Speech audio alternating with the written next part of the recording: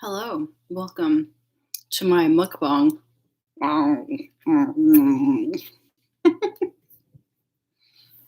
Okay, fine. This isn't a mukbang, but I was like ridiculously hungry, so it's good to watch me eat a little bit.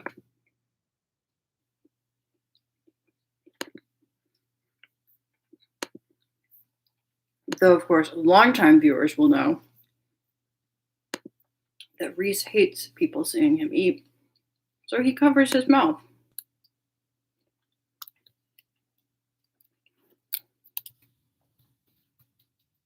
Okay, because in the chat, now I'm tweeting. It is mine time. Bam. There we go. Oh no, it's all set on Chop Chat. Gosh, undo the Chop Chat. Hey, Laz, hello. I'm eating a banana nut muffin today. It's really good. Oh no, I dropped a muffin. Come back, muffin. I love you.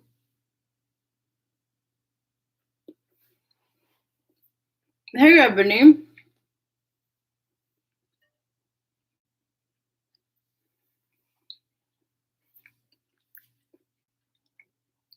Designated not a top by YouTube. As usual.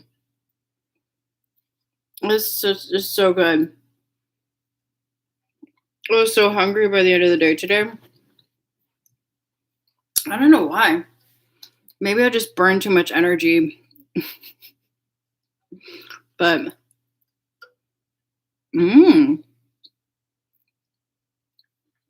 chocolate protein soy shake sound good. Hello, Hui. Hello, welcome. Oh, I should open the J Novel website.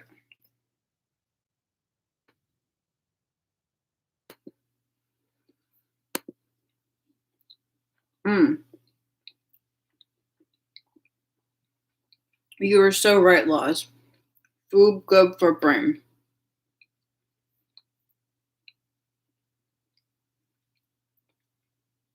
You accidentally came in with the wrong account again. Well, I didn't see it. I'm afraid someone's going to notice. My head still feels not great, but the combination of the drugs and I think probably the coffee that I had with my lunch helped. And it made it, my afternoon was much more bearable than my morning was. Muffin mukbang. Did you get it at the Tops Only bar? No, this muffin does in fact have a bottom. It is not a Tops Only muffin.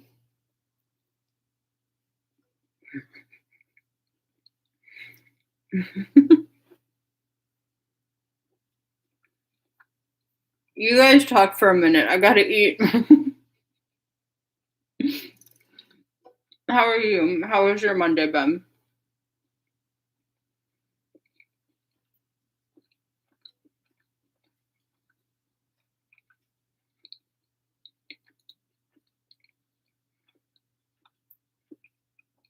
This is not a mukbang channel. Is it a mukbang channel or is it a Everybody Eat Together channel? Huli, do you have food? Went to the supermarket and had pizza. It was good. Buzz, I'm so glad that it was good. It was kind of murky, like moving through sludge all day. I've been there, Huli. I swear the air is thick. Well, I'm glad that you moved through the sludge. Your day is now reaching its conclusion. Hopefully, these final hours of your day will be pleasant ones. Not as thick as Phil's ass. I can't wait to watch his video. Hopefully you guys don't mind if we watch that during Caracol time. Many sad flags here. Laws, when you say sad flags, do you mean like people made flags with sad things on them? Or do you just mean like their flags were like, like their proud England flags like wilted, like,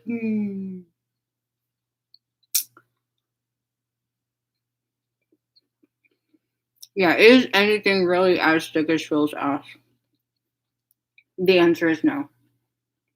There's nothing.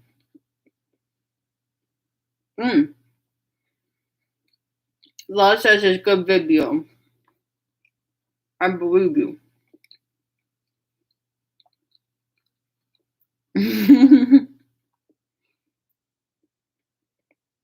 Just the regular flags, but they have defeated vibes.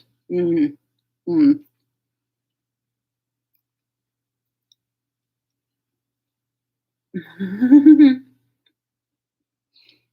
almost done, guys.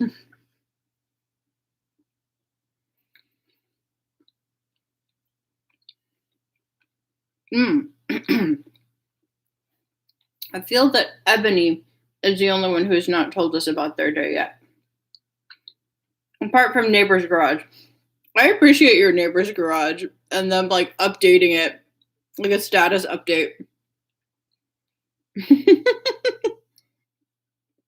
It's like an art piece now. I guess like the losing gave it that level of irony that you were saying it needed.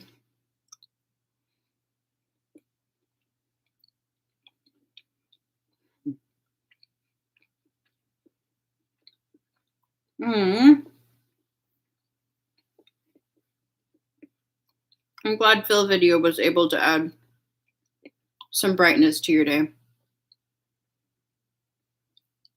I mean, I usually am right about things.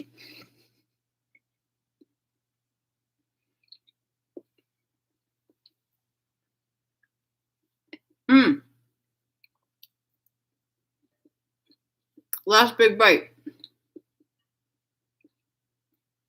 Let's get going through a strip to find out how to. That's fun. Starting the process of memorizing the new script.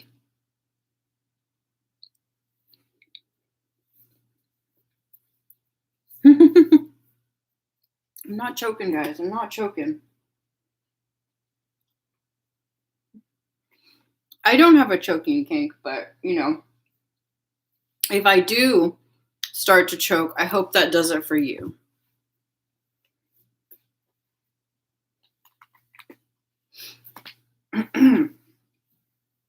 Today I'm wearing my Mona Lisa socks. Also, I just kicked the thing that the computer is on, so I hope that sounded great for all of you. Mona Lisa socks. How are we feeling? How are we feeling about the socks?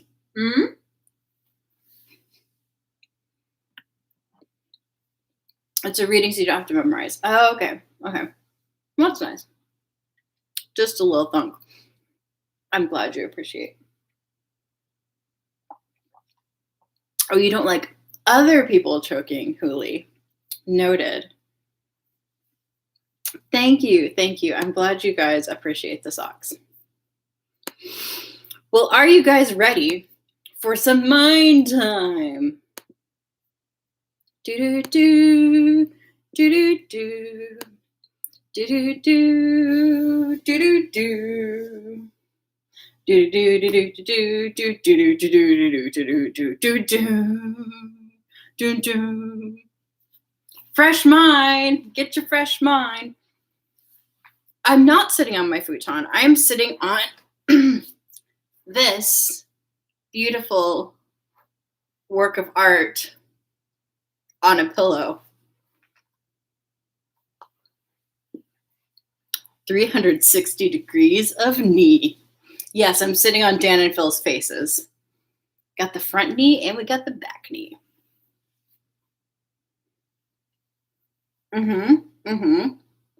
No, that's Nikki art. Laws recognized it. 4 points for you, Laws.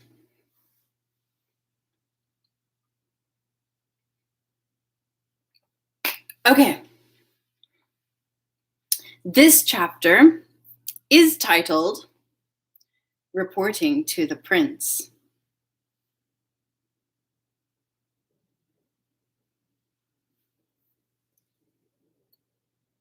So all of you put your imagining caps on and imagine what that could be about.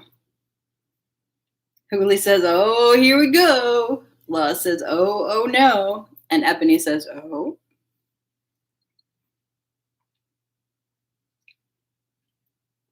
Mine don't get murdered. Yes, Anastasius, please don't kill the messenger. Reporting to the prince. After my tea party with Eglantine, I returned to the bliss that was visiting the library every day. I only had 2 more weeks to spend in this heaven. I needed to pump myself up and read as much as I could before the dedication ritual pulled me back down to earth. As I was busy reading my book, I vaguely heard a person call, "Hey," to get someone's attention. Why couldn't people learn to be quiet in the library? I turned the page just as the voice came again. "Listen to me, tiny Ehrenfest girl." "Lady Rosamine, Prince Anastasius is here," Lieselita cried from beside me, slamming my book shut in a hurry. I snapped back to reality and looked up. Anastasius was the guy being noisy in the library. My conversation with Lestidaut from Dunkelfelger had taught me that Archduke candidates and royalty normally had their retainers fetch the books they needed, meaning they rarely ever stepped foot in the library themselves. Yet here the prince was. Perhaps he'd come here out of a love for libraries and the books within them? And just like that, my opinion of Anastasius improves dramatically.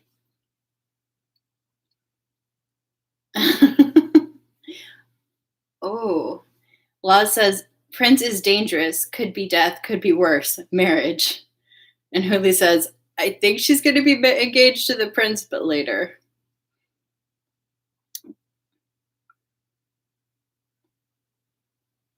Oh, Hooli, you missed the first part. Do I need to go back and reread it?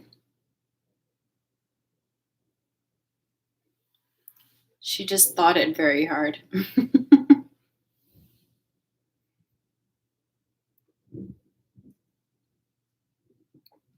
The first sentence or so. After my tea party with Eglantine, I returned to the bliss that was visiting the library every day. I only had 2 more weeks to spend in this heaven. I needed to pump myself up and read as much as I could before the dedication ritual pulled me back down to earth. As I was busy reading my book, I vaguely heard a person call, "Hey," to get someone's attention. Why couldn't people just learn to be quiet in the library? I turned the page just as the voice came again. "Listen to me, tiny Ehrenfest girl."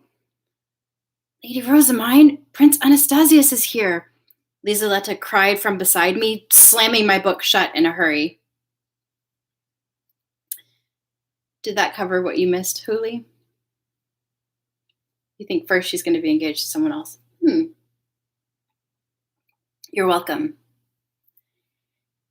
"Do you have business here in the library?" I asked with a polite smile, about 30% more genuine than the one I usually wore. "If you need any books in particular, Professor Solange will gladly direct you to them. Schwartz and Weiss are also very familiar with the reading material available here." Anastasius made a face as though he were chewing on a bug. "No, I have business with you. Your tea party with Eglantine was 3 whole days ago. Why have you not come to give me a report? And don't try to tell me your letter requesting a meeting was lost in transit." Aw, what? He's not a bookworm prince after all. Too bad. Just like that, my opinion of Anastasius plummeted back down to where it had been before. I sighed in disappointment. To say that one's letter requesting a meeting had gotten lost in transit was a common excuse used to shift the blame onto the scholars for not doing their jobs properly. It was basically like a politician back on Earth saying, "It was my secretary's fault," or something after getting caught. Throw the whole prince away. I tilted my head, blinking repeatedly as Anastasius glared at me with frustrated gray eyes. Did I not promise to never approach you on my own terms, Prince Anastasius? I have been solemnly awaiting your summons, for it would be far beyond me to break a promise with royalty. That was my excuse, at least. The truth was that I knew everyone would make a huge fuss about me contacting Prince Anastasius, so I deliberately put things off for as long as possible. Anastasius scoffed dismissively. Am I to pretend you were not so absorbed in your reading a moment ago that you didn't even notice my calls? I merely smiled and said that I was relieved he'd found his way to me. Incidentally, given that Anastasius had cleared the room back when he'd made his request, none of my retainers were aware I needed to report to him after my tea party with Eglantine. They had all paled in terror.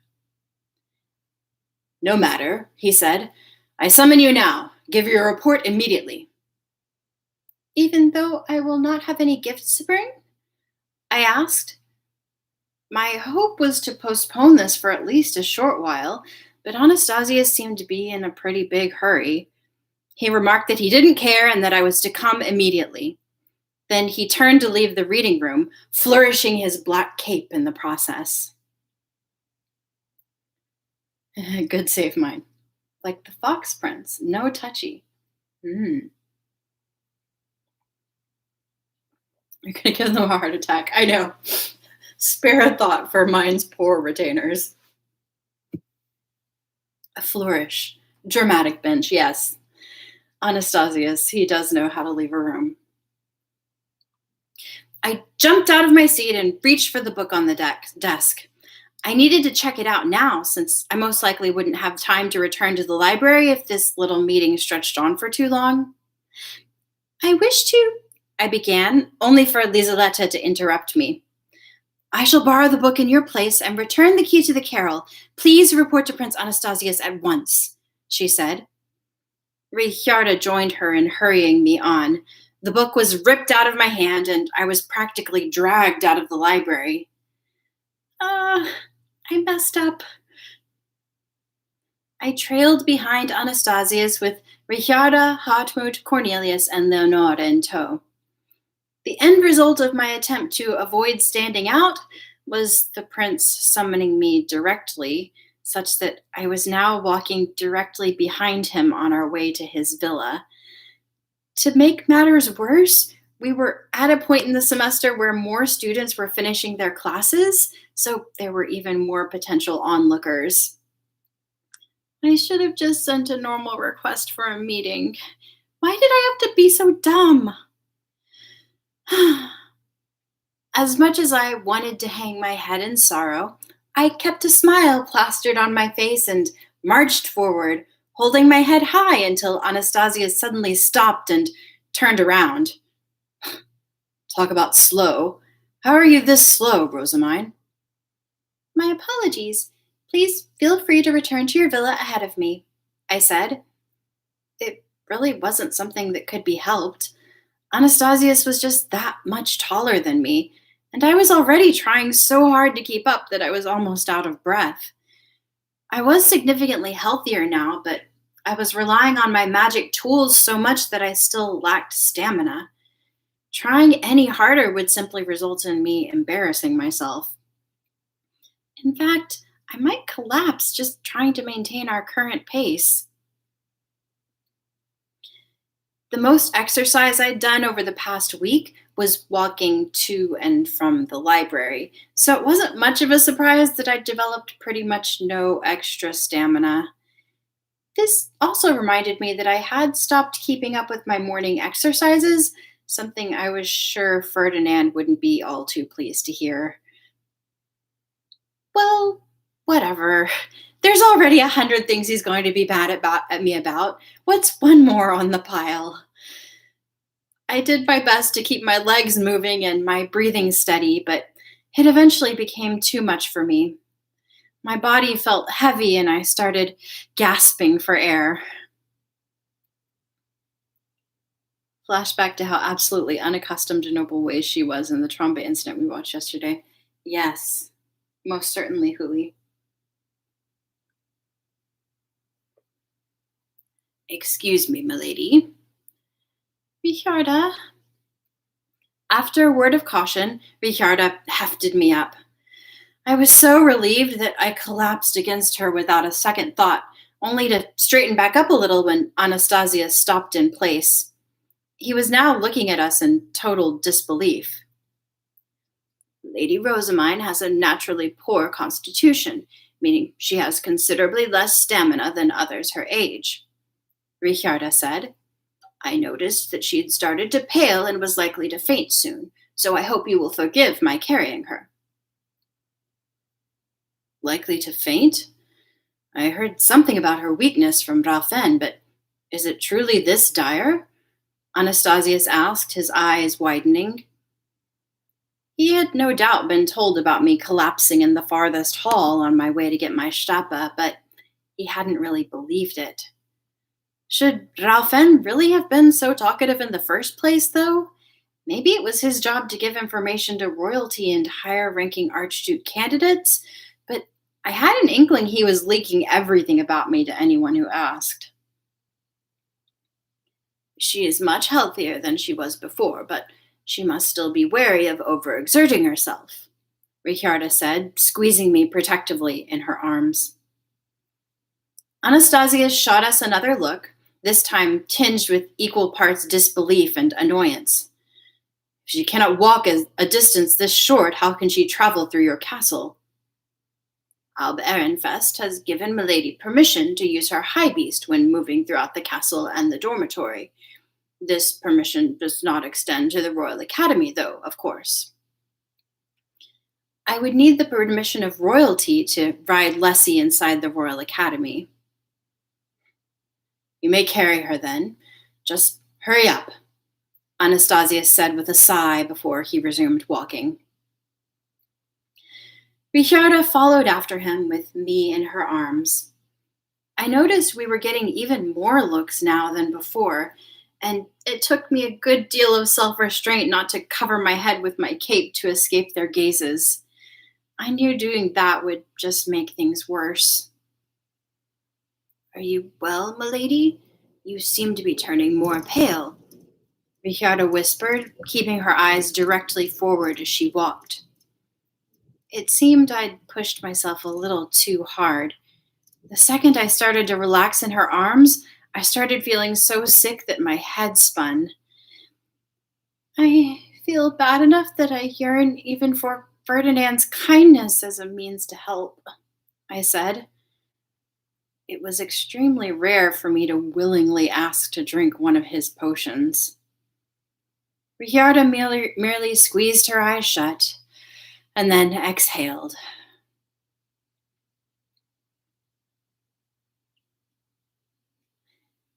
Yes, I know. Anastasius, have a little consideration. Jeez. Ferdinand's kindness. Well, the improved flavor version of the restoration potion, in Japanese they call it the yasashi sairi version, which means like with added kindness. So I think that's why the translator chose that particular phrase.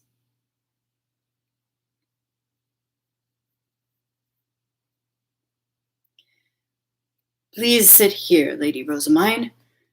Anastasius's head attendant offered me a seat, but upon seeing how sick I was, he shot the prince a reproachful glare. I apparently looked so bad that even someone who barely knew me couldn't help but grimace. Anastasius, however, just gave a light shrug and waved a dismissive hand. Rosamine, clear the room. I just have like a natural habit of switching into Ferdinand voice anytime a sentence begins with Rosamine. The no more tears for formula. Yes, laws. That's what it is.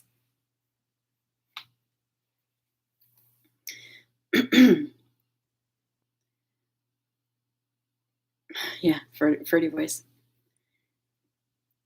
Will we not be using magic tools? I asked. Lady Eglantine elected to use them during our tea party. I didn't really want Richarda to leave when she had the potions I wanted, but unfortunately, my suggestion was shot down at once. No, some apprentice scholars have mastered the art of reading lips, so sound blocking magic tools will serve no purpose. I had initially assumed he was just being excessive, but in reality, Anastasius had been raised in an environment where people knowing how to lip read was normal and expected. And on top of that, it was almost certainly essential that royalty remain fully on guard, even against children like me. Yes, Hooli was right. Hooli called it.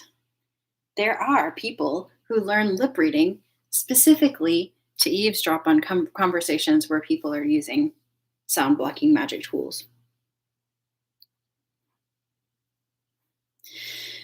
Having no other choice, I dismissed my retainers after first drinking a potion from Richarda. I was now alone in the room with Anastasius and his retainers. I sipped my tea and took a bite out of a sweet recommended to me, as was the standard way to begin meetings. Once formalities were over, Anastasius got right to the point. It seemed he'd been waiting for this report for a long time. What was her answer? He asked. Who will she have escort her? She said that she plans to ask a member of her family. Useless! That's what she always says, he exclaimed, shaking his head and then fixing me with a glare. Is that all you have after making me wait this long? Unfortunately for him, it was the truth. That means they can observe farther away. They need magic tool and a mask. No, they need baseball gloves, Laws, remember? Oh, and or a veil. Yeah, everyone just like pull their cape over their head and then grip onto their magic tool. I apologize for not being useful to you, Prince Anastasius. However, it is a fact that Lady Eglantine has said she will choose neither you nor your brother. Now, if you will excuse me, my intention was to cut the conversation short then and there, but Anastasius raised a hand to stop me. Wait, Rosamine, what do you mean she will choose neither me nor my brother? Is she in love with someone else? Why would you ever think that? I cradled my head, recalling how troubled Eglantine had been at the tea party. She was deeply traumatized by the civil war she'd been involved in, so much so that she was trying to enter the temple as a blue shrine maiden, despite being the Archduke candidate of a greater duchy. Yet Anastasius could only think of romance. Lady Eglantine is not in a position where she can love another so easily. Should you not know that better than anyone, Prince Anastasius? If she were to declare she were in love with someone else while two princes contended for her hand in marriage, it would only further complicate the situation. I sighed, which made Anastasius narrow his sharp eyes. He looked deathly serious to the point that it was scary. I gulped and straightened my back. The dull ache in my head was bothering me, but now wasn't the time to go limp with exhaustion. Yes, Ebony, like the tons of other people he'd sent to ask her before, had brought back the same answer. A secrets pod. The Cone of Silence. Like in, what's the show? Get Smart. Like in Get Smart.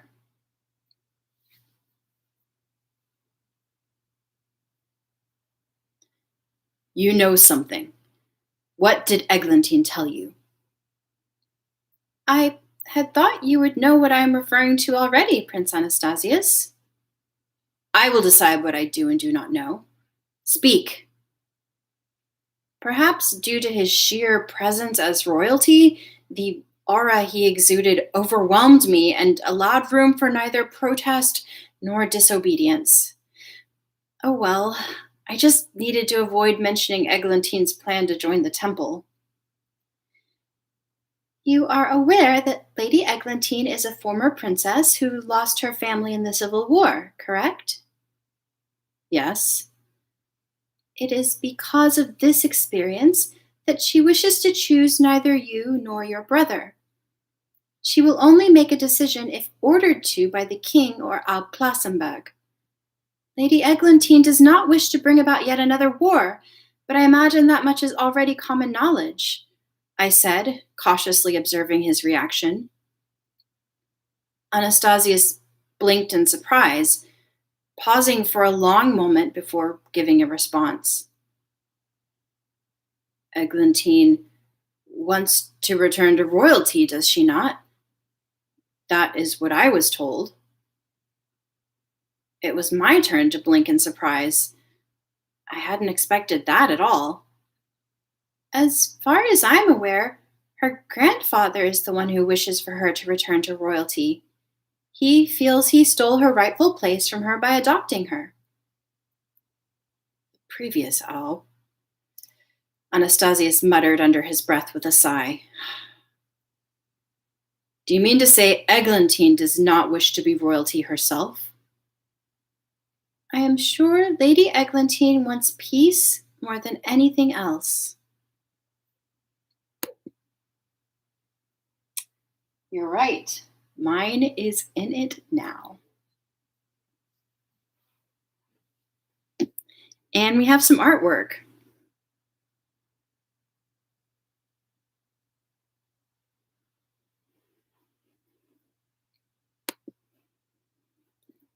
So here we have both of them being shocked by what the other one is saying. Our darling little mine and our dearest Prince Butthead. Anastasius, that's what I meant to say. And can zoom in a little bit and see, here's them sitting at the table together.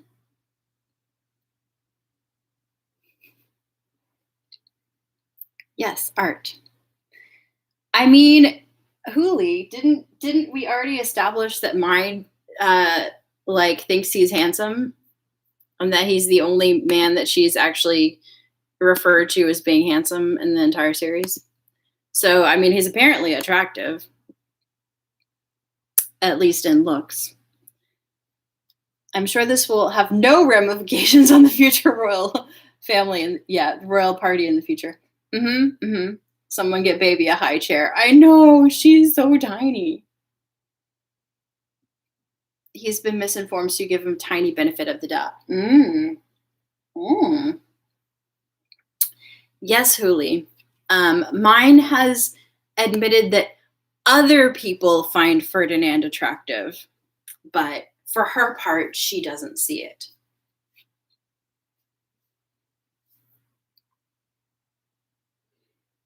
I wasn't sure whether it was because Noble's speech relied so heavily on euphemisms or because Anastasius kept trying to communicate to her through other people, but I could already recognize the misunderstanding between him and Eglantine, despite having only really spoken to them twice. This is just my personal opinion, and you may readily disregard my words as the nonsense of a child should they overstep any boundaries. But I believe you should have a serious conversation with Lady Eglantine about what you both want in life before you discuss escorting her, Prince Anastasius. By that I mean a face-to-face conversation, not conducted through third parties such as myself. It seems to me that neither of you properly understands the other's feelings and desires. What is that supposed to mean? Anastasius asked, wincing at my apparent. Oh, that's a wrong word choice. I'm gonna have to get into the forums and I think the word that he's trying to go for it here is like impertinence. Anastasius asked, wincing at my apparent impertinence. But the real question was how anyone hadn't noticed that already. Lady Eglantine indicated that both you and your brother are proposing to her for political reasons. No, I truly do. Those are words you should tell Lady Eglantine in person, rather than through me, I interrupted. I was still feeling queasy, so the last thing I wanted was to hear him wax poetic. Rather, I wanted to go back to the dormitory already. I believe your affection for her is being distorted through the lens of politics. Why not start by conveying your feelings directly to avoid any potential misunderstandings?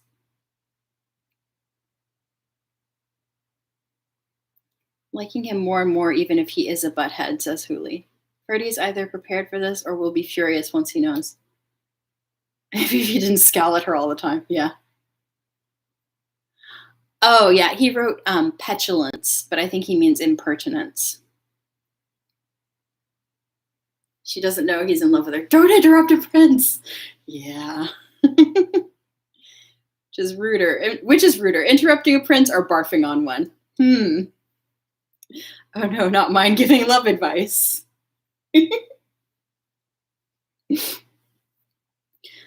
Anastasius visibly slumped forward in despair, horrified to hear that she thought he was acting for political reasons.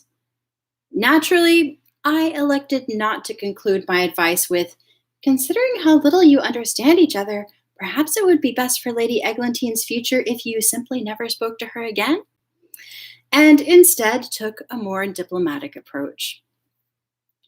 Lady Eglantine is currently searching for a way to take distance from the ongoing political struggle and avoid marrying into royalty.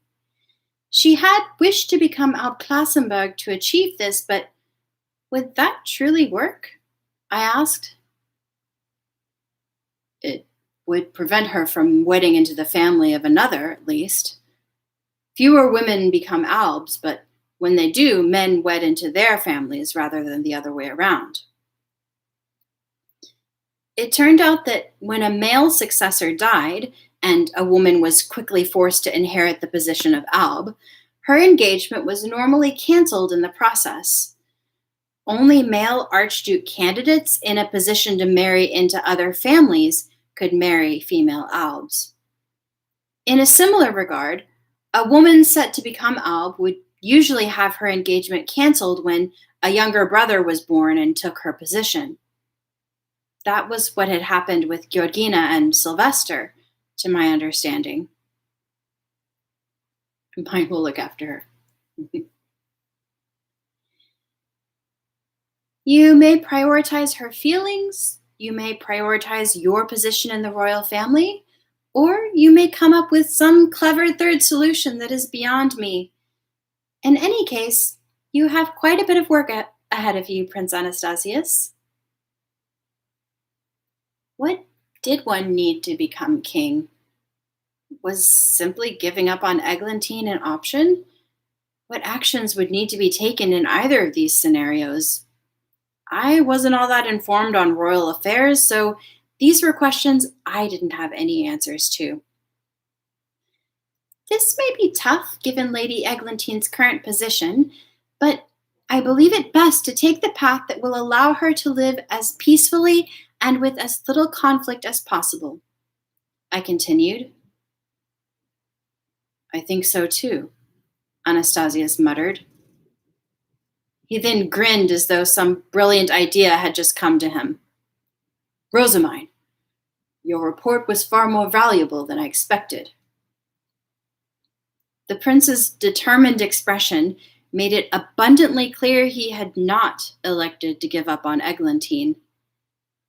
I didn't know what his plan was, but I at least hoped he would remain this motivated until she cut him off for good. Either way, I hoped Eglantine's decision would result in her happiness.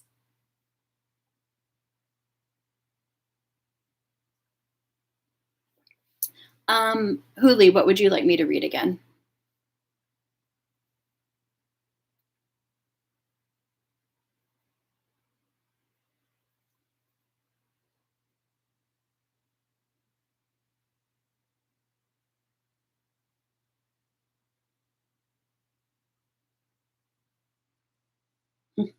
Everything? I could just read this chapter again on Wednesday, I guess. Just watch again later. Okay. Ominous boy enthusiasm. Hmm. Prince Anastasius, there is more I wish to say, but it is extraneous and admittedly harsh to the point of rudeness. With that in mind, will you allow me to continue? I will, Anastasius said, furrowing his brow slightly and jutting out his chin to indicate I should speak. I placed a hand on my cheek to still my fuzzy head and swaying vision. It is clear from her practicing alone that Lady Eglantine pours her very soul into her dedication whirling. You should take your own practice more seriously if you wish to be a good match for her. At the moment, you are noticeably worse than she is when you perform side by side. Anastasius grimaced with displeasure, but I continued nonetheless. Furthermore, I can teach you a love song so powerful that women in Ehrenfest faint upon hearing it. I suppose this depends on you being confident with the Haschspiel, but would you like to learn it? Lady Eglantine is quite dedicated to the arts, so you might find more success if you approach things from that angle. When praising her, do not simply say that she's good. Tell her why in concrete terms. Also, I imagine you're more likely to touch her heart if you say, I love your voice, rather than your voice is beautiful, or something of the like. Anastasius's eye twitched as he listened with a bitter frown. You certainly are holding nothing back. Not even my retainers dare to speak so openly. My apologies. You're welcome to ignore me, I replied. I had already told him everything I thought he would benefit from hearing. Whether he acted on my advice had nothing to do with me. Anastasius drummed his fingers against the armrest of his chair, visibly frustrated. I will give you some advice in turn, Rosamine. You need to learn to hide your emotions more, and to advertise the information you have without sharing it so freely. You're currently letting far too much spill without a second thought. Others will exploit this weakness and treat you lightly. He was annoyed at me, but his advice was unmistakably genuine. I chose to accept it, since I was aware of my ignorance when it came to socializing. I am honored to receive your advice and will make an effort to improve. Now, if you would allow it, I wish to leave things there for today. My head has been spinning quite terribly, and I'm afraid I will soon. I abruptly stopped mid-sentence. The potion had made me feel a little better, but the dull pain in my head was still pounding away, and now I was battling a sudden bout of extreme drowsiness. Oswin, Anastasius called, summon Rosamine's retainers. Right away. I slumped back into the chair, and the last thing I saw before passing out was Anastasius shooting up from his seat and Oswin, his head attendant, rushing to the waiting room where Richarda and the others were.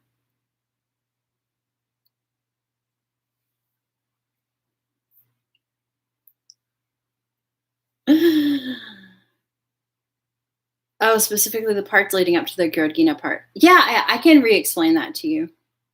Mine quit while you're ahead. Oh, y'all shared a brain cell there. That's cute. Oh shit, mine. Yeah. I cannot believe this roast. Yeah, she really went for it, didn't she? He's like, write that down, write that down. Okay, you said, I love your voice. Got it. Uh-huh, uh-huh. I mean, Eglantine has already told mine twice, like, if you were a man, you would have totally won my heart by now. So clearly mine knows the way to Eglantine's heart. He would do well to take her advice. Oh no, is he going to keep her in the academy now? Barf on him. Do it, do it. Prince catch baby. That's not the end of the chapter. I shall read you the end of the chapter. When I woke up, I found a letter from Anastasius wherein he apologized for having forced me to give him a report despite knowing I was feeling unwell. Given that there was a message from Eglantine alongside it, I could guess he'd written it after she'd scolded him. Maybe he's made some progress with her. I sure hope so. I smiled at the sight of their names lined up next to each other, all close and friendly.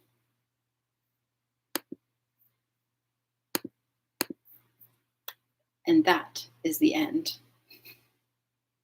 Mine gets appointed royal wingman. I mean, he did ask her to do that. You know, that's literally what he asked her to do for him. Okay, I have tweet. Egg message. Oh, she ships it. Oh my. You're gonna keep her there to teach him the song. Oh, like keep her from being able to go back to Ehrenfest for the dedication ritual. Yeah, that could happen. Guessing you're feeling better. Yeah, I am feeling better. Maybe I just needed to get away from work.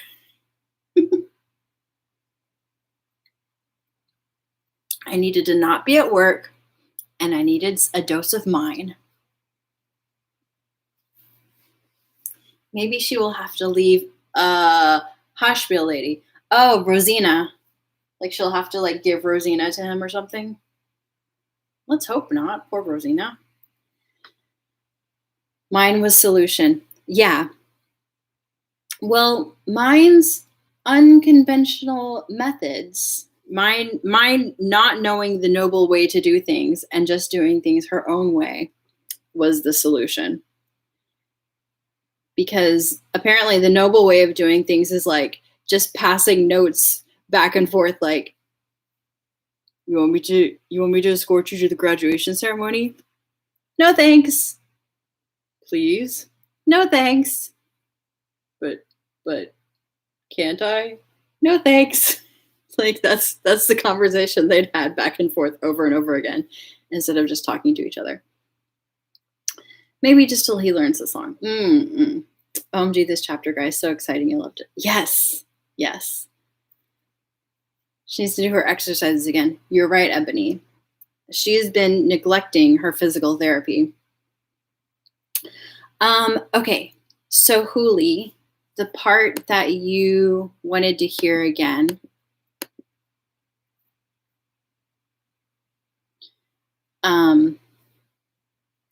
So mine had just said that Lady Eglantine had considered becoming Alb Klassenberg to avoid having to marry into the royal family. And she was like, but would that really work? So Anastasia says it would prevent her from wedding into the family of another, at least. Fewer women become Albs, but when they do, men wed into their families rather than the other way around. It turned out that when a male successor died and a woman was quickly forced to inherit the position of Alb, her engagement was normally canceled in the process. Only male archduke candidates in a position to marry into other families could marry female Albs. In a similar regard, a woman set to become Alb would usually have her engagement canceled when a younger brother was born and took her position. That was what had happened with Georgina and Sylvester, to my understanding.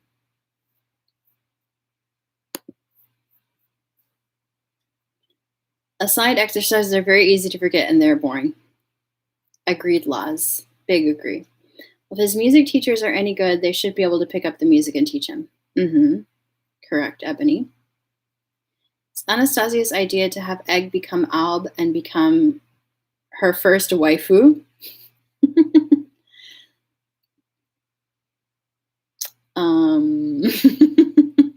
We'll have to wait and see, Huli. Did you get that time? It was a little bit complicated of an explanation, so I'm happy to like break it down for you more if need be. He is very pretty.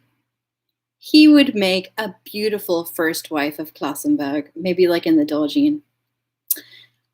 I'm pretty sure there is, so you know the threesome Doljin that I showed you guys? I'm pretty sure there is a version with Anastasius in it. Do we know if Lady Egg has first husband? I mean brother. Sorry, I got distracted while writing. So I think she has adopted siblings, but remember, like, the entire rest of her family was massacred. Or, I mean, not massacred, but like they all died in various ways related to the Civil War. So she has adoptive siblings. I think all of her adoptive siblings are a lot older than she is, though, because they're like all actually her aunts and uncles. And I believe that she said that the person who is designated as the next Alb Klassenberg is her nephew / cousin, which would mean it's a child of like one of her adopted siblings. So like her nephew, because like their parent is her adoptive sibling, but if you're going by birth, then actually like her cousin, her second cousin, probably. It means he would have you give up his right to succession, which he might. Oh, he would have to give up his right to succession. Yeah, definitely. I mean, if she was going to become Alb Klassenberg and he was going to marry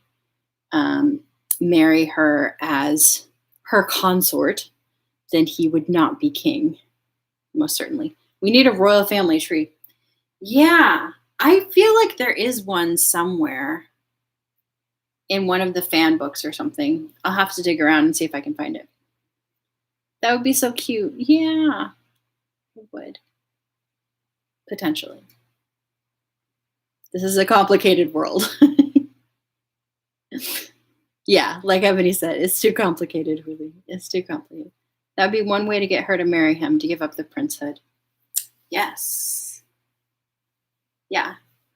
Well, if her biggest concern is getting drawn into the middle of another succession crisis, then it would certainly help to step away from the succession battle.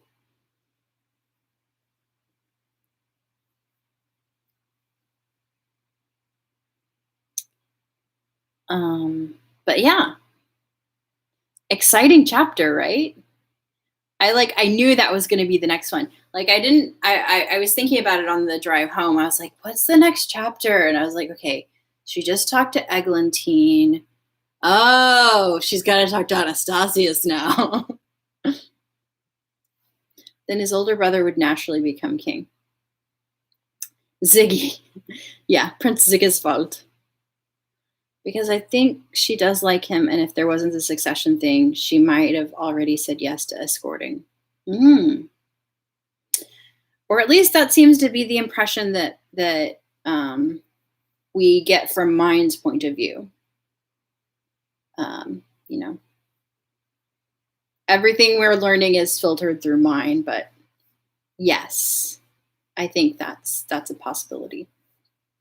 Probably the light bulb that went off in his head, but well, we'll see if he can do it. Yes.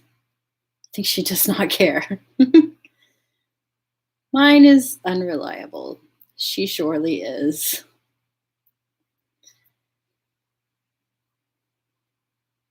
I think she's like this puppy that follows me around.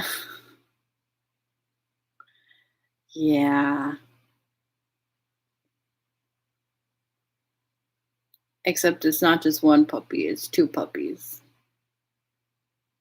And the puppies could potentially start a war. I think if he does these suggested romantic gestures, then he has a chance. Mm-hmm. Or maybe now that Eglantine has experienced the joy of being showered with compliments by mine, no one else will ever be able to compare.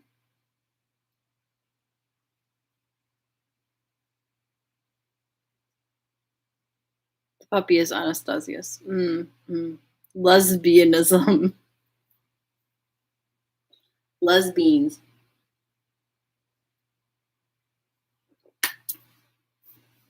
Yeah, but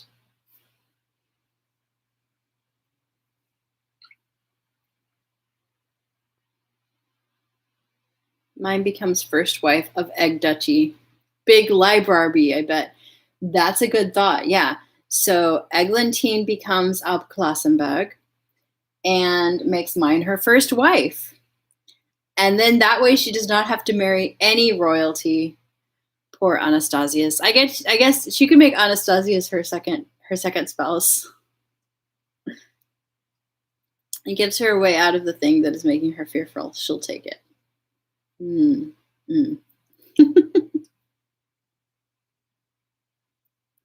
Though honestly, I think mine would probably be happier being the second spouse because the first spouse has a lot more duties, especially like political duties and like socializing duties. So I think mine would happily be like, look, you make Anastasius number one. You can even make someone else your number two. They can handle all the duties. I'll be number three and hang out at the library. I think Prince Butthead would get over it and find another blonde. I think Egg likes the attention despite wanting peace, which is why I think she got attached to mine because she loves the flowery language. I think Anastasius owes mine a big gift. It's like teen crush puppy love. Sorry, time for else of that. You're all on the same wavelength there. Yes. Mine and Ehrenfest through mine has made a significant contribution to the prince. Will he repay her and or Ehrenfest in some way? I hope he gives her some big face stones for Bun Bunzo. She is networking, synergizing.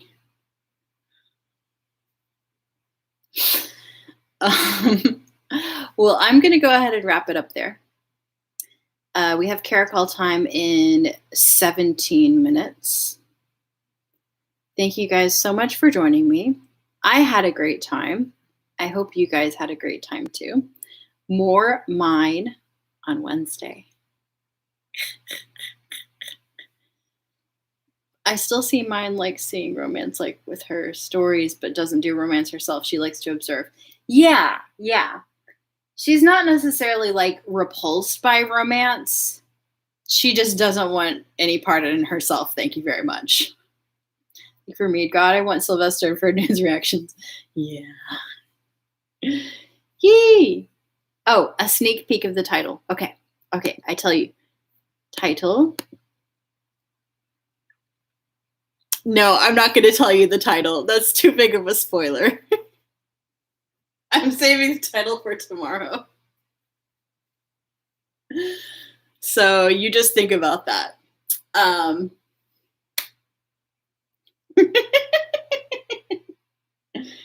be so mad. I'm excited. Yeah. Get excited. Okay. Love you guys. I'll see you on Caracol. Take care. Bye-bye. Bye-bye.